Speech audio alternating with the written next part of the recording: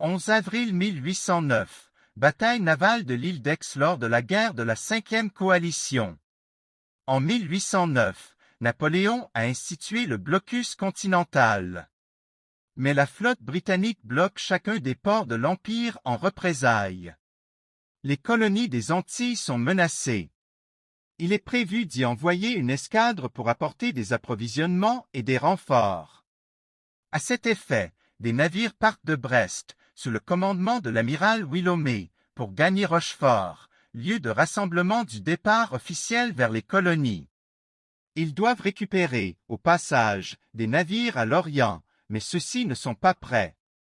L'escadre n'attend pas et continue sa route pour atteindre Rochefort sans encombre. Les navires français, ancrés devant l'embouchure de la Charente, sont surveillés par l'escadre de l'amiral Gambier, qui mouille un peu au nord-ouest de l'île d'Aix dans la rade des Basques. Les Britanniques alignent 34 navires dont 11 vaisseaux de ligne. Le vaisseau amiral est le HMS Caledonia, de 120 canons. Les autres sont des vaisseaux de troisième rang, de 74 canons ou de 80 canons pour 3 d'entre eux. Ils alignent également cette frégate, de 44 à 32 canons. Le HMS Mediator, 32 canons, est armé en flûte et jouera un rôle important dans le combat. La frégate HMS Impérieuse est celle de Lord Cochrane. La Royal Navy dispose ensuite de 40 autres navires de transport parmi lesquels ceux qui seront transformés en brûlots. Ils ont aussi 3 navires-machines infernales préparés par le colonel Congreve, une goélette, la HMS Whiting, et 2 cotres affrétés, Nero et King George, sont équipés de rampes. Les Français ont rassemblé 11 vaisseaux de ligne et 4 frégates. Le vaisseau amiral est le puissant Océan de 118 canons. 2 80 canons, de la classe Tonnant, le Foudroyant et la ville de Varsovie, commandés par le capitaine de frégate Cuvillier, considéré, même par les Britanniques, comme un magnifique navire. 7 vaisseaux de 74 canons, Aquilon, Cassard, Gemap, Patriote, Regulu, Tonnerre et Tourville, auxquels on peut rajouter le Calcutta, une prise britannique, ex-indiamant de 54 canons.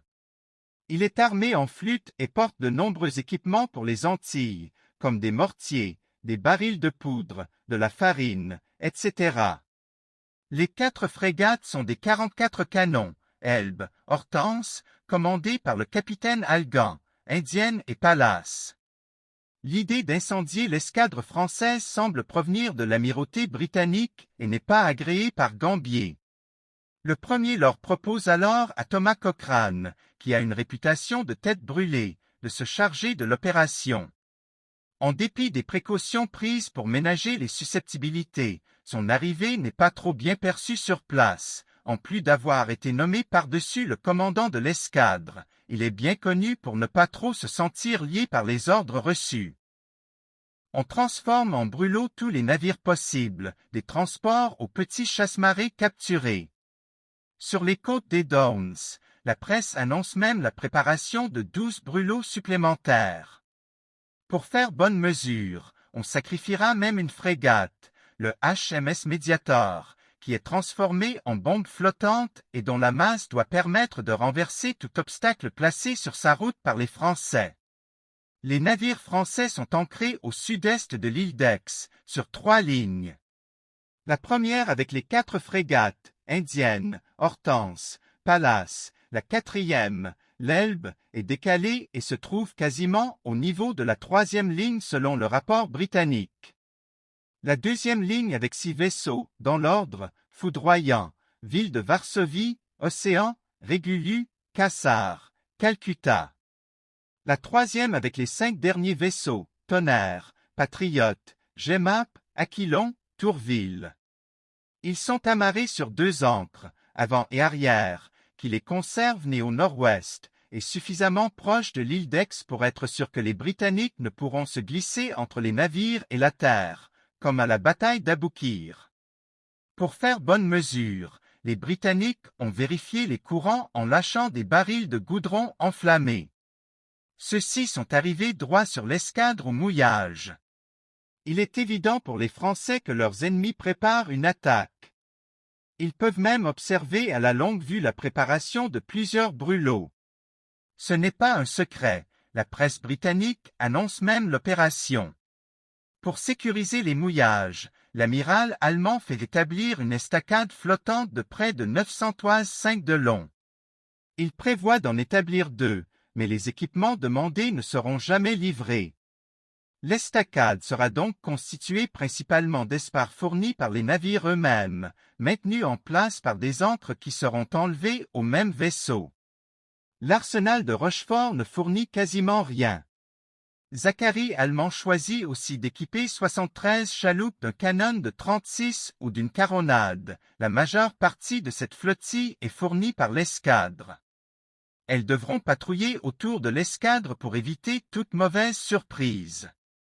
Enfin, Allemand a l'idée de faire démonter une partie de la mâture, d'éverguer les voiles pour offrir le moins de matériaux possible à un incendie provoqué, par exemple, par un brûlot. Si ces différentes mesures ne semblent pas anormales, a priori, elles seront fortement critiquées par la suite.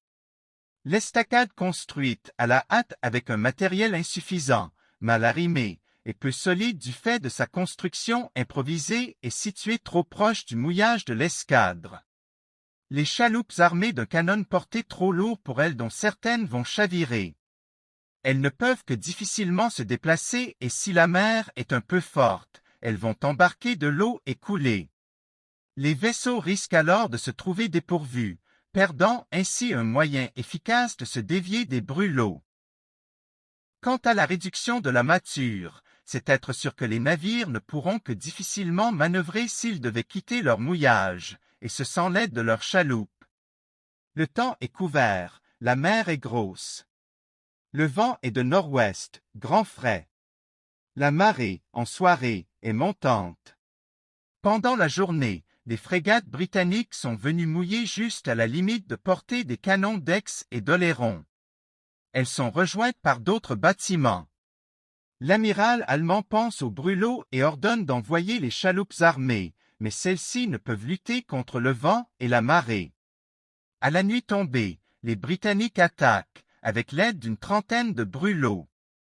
Un brûlot précoce mettra le feu à l'un des 3 navires-machines infernales de Congrève, d'autres s'échouent ou flambent prématurément. Mais des catamarans explosent contre l'estacade. Elle résiste cependant jusqu'à l'arrivée du HMS Mediator.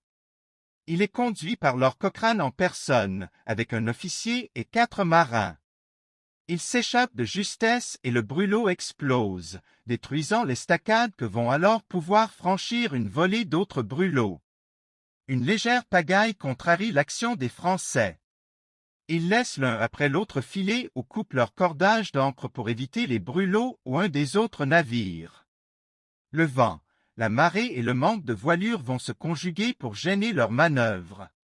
La plupart des navires vont s'échouer. L'amiral allemand s'est borné à donner l'ordre, liberté de manœuvre.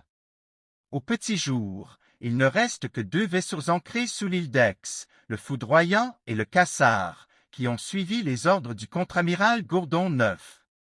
Les autres sont éparpillés, échoués sur à peu près tous les rochers ou bancs de vase du coin. Chaque équipage essaie frénétiquement de se dégager, avec plus ou moins de succès.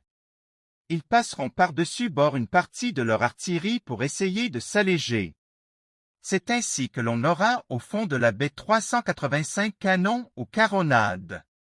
Si Lord Cochrane brûle de relancer l'attaque et achever la destruction de l'escadre ennemie, Gambier préfère temporiser, estimant qu'elle n'est plus une menace, ce que Cochrane estime être de l'incompétence. En fin de matinée, des bâtiments légers et quelques frégates vont venir bombarder les navires sans défense.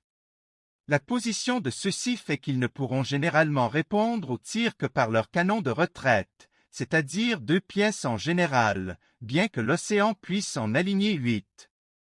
Cela leur est d'autant plus facile qu'aucun bâtiment français ne vient aider les navires attaqués.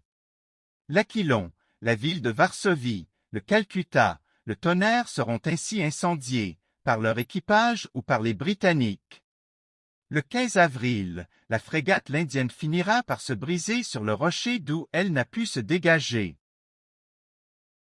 Cette bataille se solde par une indiscutable victoire britannique, détruisant une frégate et 4 vaisseaux de l'escadre française, sans autre perte que les brûlots qu'ils ont utilisés et ruinant les espoirs de renfort pour les colonies menacées aux Antilles. C'est encore un nouveau désastre pour la marine impériale. À force égale, malgré la présence de forts redoutablement armés, malgré la connaissance de la côte, les vaisseaux français, pourtant en très bon état de combattre, s'avèrent impuissants face à la détermination et l'ingéniosité de l'ennemi.